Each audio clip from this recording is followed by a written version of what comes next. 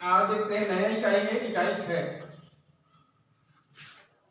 इकाई 6 में भारत का विकास अनुभव, भारत का विकास अनुभव। अब इसके अंदर पाकिस्तान चीन के साथ तुलना करना है। भारत का विकास अनुभव में पाकिस्तान और चीन के साथ हमको क्या करना है, तुलना करना है। तो इसमें हम देखते हैं क्वेश्चन आपको दिया जाएगा। आपको क्वेश्चन दिया जाएगा 1958 में प्रारंभ की गई चीन के ग्रेट लीप फॉरवर्ड अभियान की व्याख्या कीजिए। आपको प्रश्न दिया जाएगा 1958 में प्रारंभ की गई चीन के ग्रेट लीप फॉरवर्ड अभियान की व्याख्या कीजिए। इसका उत्तर क्या है? चीन के ग्रेट लीप फॉरवर्ड अभियान का उद्देश्य आर्थिक विकास की गति तेज करना था। ग्रेट लीप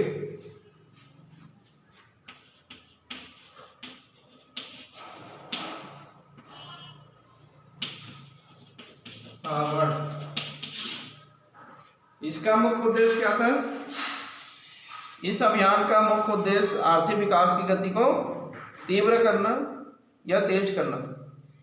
इस अभियान में कृषि और औद्योगिकरण, ये अभियान जो चलाया गया, इन अभियानों में कृषि और औद्योगिकरण दोनों को शामिल किए गए। इस अभियान में क्या किए गए? कृषि और उद्योग दोनों को शामिल किए गए, लेकिन औद्योगिकरण पर विशेष बल दिए गए। कृषि पर भी ध्यान दिया गया है, लेकिन विशेष ध्यान औद्योगिकरण पर दिया गया। दोनों को शामिल किए गए, लेकिन औद्योगिकरण पर विशेष बल दिए गए। इस अभियान के अंतर्गत लोगों को अपने अपने घरों में उद्योग लगाने के लिए प्रोत्साहित किया गया। इस अभियान के अंतर्गत क्या किया गया?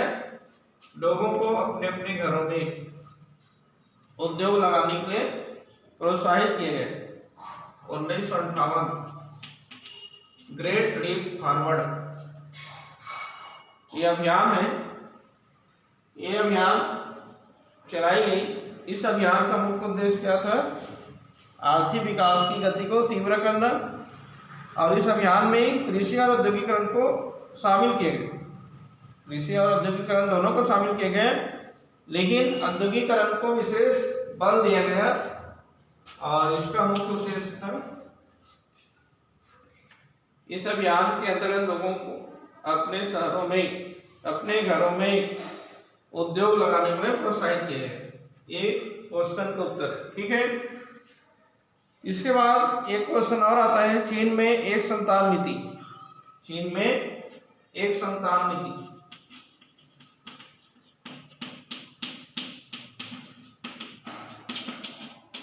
एक संतान नीति से आप क्या समझते हैं?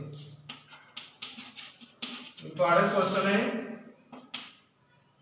चीन में एक संतान नीति से आप क्या समझते हैं?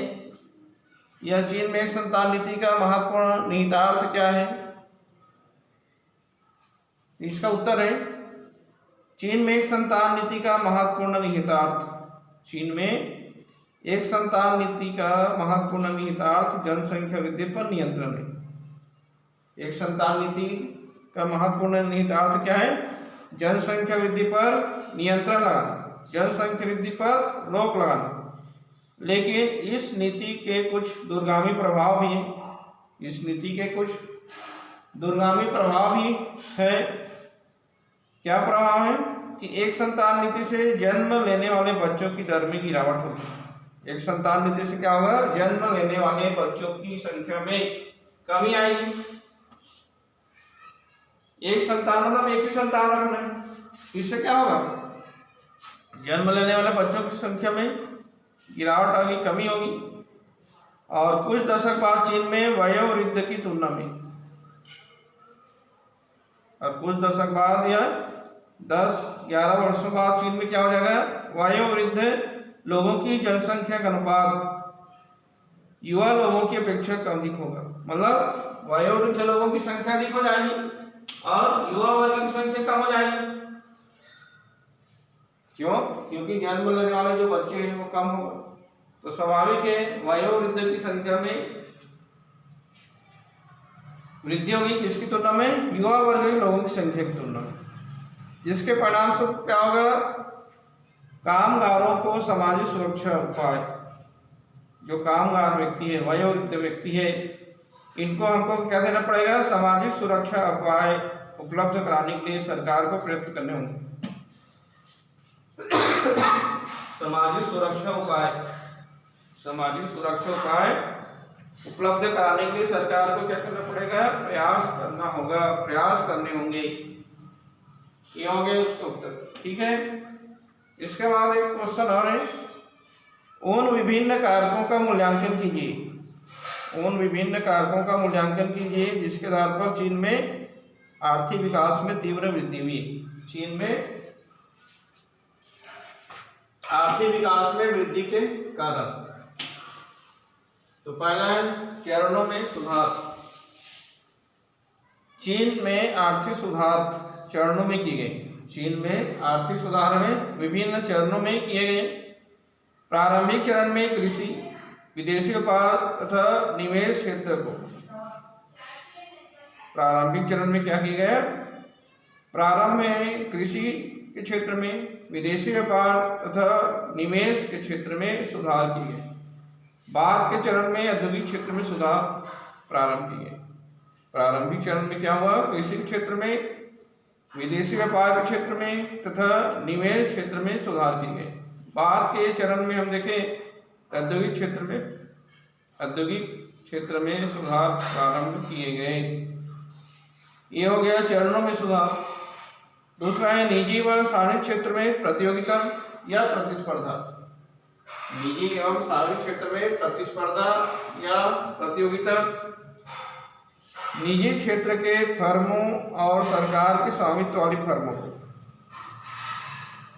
जो निजी क्षेत्र में संचालित फर्म है, उद्योग है, और सार्वजनिक क्षेत्र में संचालित फर्म है या उद्योग है, इन फर्मों को एक दूसरे से काफी प्रतियोगिता का सामना करना पड़ा। निजी क्षेत्र के फर्म को या उद्योगों को और सार्वजनिक क्षेत्र के जो फर्म है या उद्योग है, इनको क्या करना पड़ेगा? प्रतियोगिता का सामना करना पड़ा। इससे कार्यकुशल जो फर्म है उनका अस्तित्व बना रहा। जो फर्म कार्यकुशल होगा, क्योंकि प्रतियोगिता होगी, निजी क्षेत्र के फर्म और सार्वजनिक क्षेत्र के फर्म में जो प्रतियोगिता होगी, प्रतिस्पर्धा होगी, तो प्रतिस्पर्धा के सामने में वही फर्म ठहर सकती है जिसमें कार्यकुशलता क्या होगी? अधिक होगी। उन्हीं का अस्तित्व बना रहा। और तीसरा है दोहरी कीमत नीति। किसानों और औद्योगिक जो इकाई है, किसान और औद्योगिक इकाइयों को सरकार द्वारा निर्धारित कीमतों पर, किसानों और औद्योगिक इकाइयों को सरकार द्वारा निर्धारित कीमतों पर आगतों और निर्गतों को खरीदना व बेचना पड़ता था। आगतों और निर्गतों को खरीदना पड़ता था, जिससे शेष वस्तुओं का विनिमय बाजार कीमतों पर किया जाता था। जिससे शेष जो वस्तु है, इनका विनिमय बाजार कीमतों पर किया जाता था। बाजार में जो प्रचलित कीमत है, मूल्य है, उसी पर हमको इसको क्या करना पड़ता था? बेचना पड़ता था। ये दोहरी कीमत नीति हो गई। उसके बाद विशेष आर्थिक क्षेत्र। विदेशी निवेशकों को आकर्षित करने के लिए विशेष आर्थिक क्षेत्र स्थापित किए गए। विदेशी निवेशकों को आकर्षित करने के लिए सरकार द्वारा विशेष आर्थिक क्षेत्र स्थापित किए गए, जिसके माध्यम से विदेशी जो निवेशक है, जो पूंजी लगाने वाले पूंजीपति, वो क्या हुए? आकर्षित हुए, क्योंकि उनको आकर्षित करना है। इसके लिए विशेष आर्थिक क्षेत्र की स्थापना की गई। यह हो गया विशेष आर्थिक क्षेत्र। इसके बाद हम देखते हैं पाकिस्तान में धीमी समृद्धि एवं निर्धनता के कारण। पाकिस्तान में धीमी समृद्धि एवं पुनः निर्धनता के कारण बताइए। पाकिस्तान में धीमी समृद्धि और पुनः निर्धनता के कारण मुख्य रूप से निम्न है। पाकिस्तान में धीमी समृद्धि और पुनः निर्धनता के जो कारण है ये निम्न है। पहला है पाकिस्तान में कृषि समृद्धि। पाकिस्तान में कृषि समृद्धि और खाद्य पूर्ति के मुख्य कारण। पाकिस्तान में कृषि समृद्धि और खाद्य पूर्ति के प्रमुख कारण तकनीकी परिवर्तन और संस्थागत प्रक्रिया नहीं थे।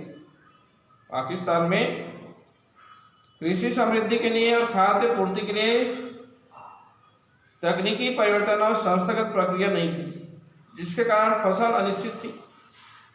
जिसके कारण फसल अनिश्चित होती थी। जब अच्छी फसल होती थी तो आर्थिक संकेतक, जब देश में पाकिस्तान में अच्छी फसल होती थी तो आर्थिक संकेतक सकारात्मक प्रवृत्ति दर्शाते थे, और जब फसल अच्छी नहीं होती थी तो आर्थिक संकेतक नकारात्मक प्रवृत्ति दर्शाते थे। क्योंकि जो उत्पादन है फसल पर ही निर्भर होती थी। फसल अनिश्चित होती थी और फसल की अनिश्चितता के कारण क्या होती थी, फसल अच्छी होती थी तो आर्थिक संकेतक सकारात्मक प्रवृत्ति को दर्शाते थे, और जब फसल अच्छी नहीं होती थी तो आर्थिक संकेतक नकारात्मक प्रवृत्ति को दर्शाते थे। यह हो गया पहला। दूसरा है पाकिस्तान में आर्थिक विकास के लिए। दूसरा क्या है, पाकिस्तान में आर्थिक विकास के लिए विदेशों से काफी ऋण लिया। पाकिस्तान में आर्थिक विकास के लिए विदेशों से अधिक ऋण लिया गया। इसके कारण ऋणों को चुकाने में कठिनाई हो रही थी। जिसके कारण क्या हो रही थी, ऋणों को चुकाने में कठिनाई हो रही थी। यदि हम ऋण लेते हैं दूसरे देशों से, देश के विकास के लिए हम ऋण लेते हैं दूसरे देशों से या विदेशों से, हमको ऋण को चुकाना पड़ेगा, और नहीं चुकाएंगे तो क्या होगा, हम ऋण के बोझ तले दबते जाएंगे। जिस कारण ऋणों को चुकाने में क्या हो रही थी, कठिनाइयां हो रही थी। तीसरा है पाकिस्तान में राजनीतिक अस्थिरता के कारण समृद्धि दर धीमी रही। पाकिस्तान में आर्थिक अस्थिरता, पाकिस्तान में आर्थिक और राजनीतिक अस्थिरता के कारण, पाकिस्तान में आर्थिक एवं राजनीतिक अस्थिरता के कारण समृद्धि दर काफी धीमी रही।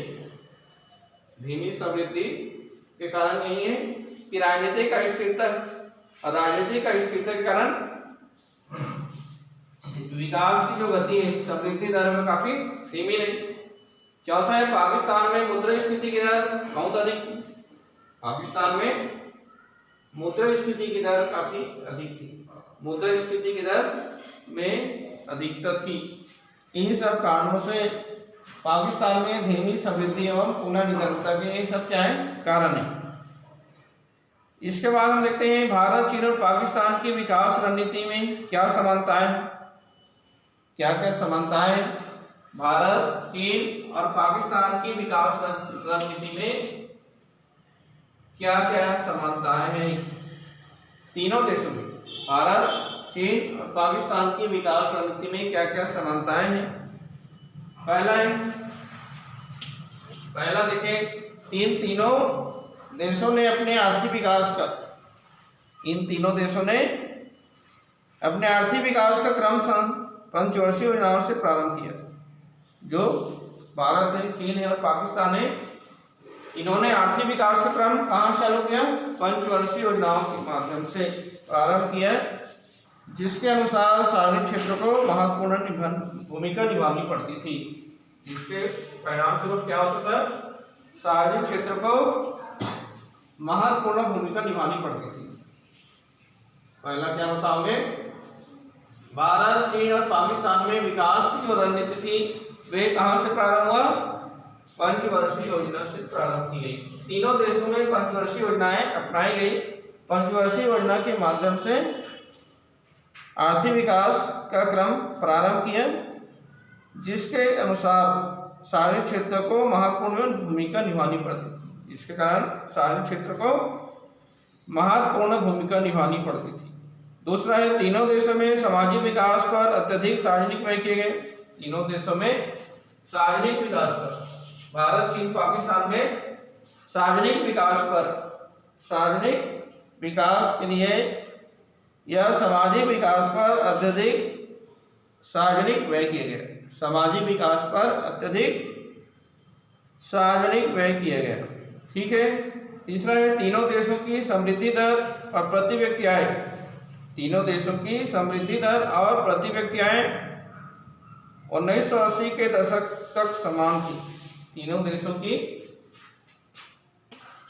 राष्ट्रीय आय, तीनों देशों की राष्ट्रीय आय, प्रति व्यक्ति आय और समृद्धि दर 1980 के दशक तक समान थी। 1980 के दशक तक तीनों देशों की समृद्धि विकास, प्रति व्यक्ति आय, राष्ट्रीय आय ये समान थी।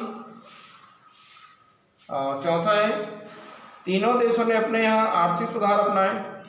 तीनों देशों ने, भारत, पाकिस्तान और चीन ने क्या किया है? आर्थिक सुधार कार्यक्रम को अपनाया गया। चीन में आर्थिक सुधार 1978 में, चीन में 1978 में, चीन में 1978 में आर्थिक सुधार कार्यक्रम चलाया। पाकिस्तान में 1988 में, 1988 में पाकिस्तान में। तीनों देशों ने आर्थिक सुधार कार्यक्रम को अपनाया। और भारत में 1991 में,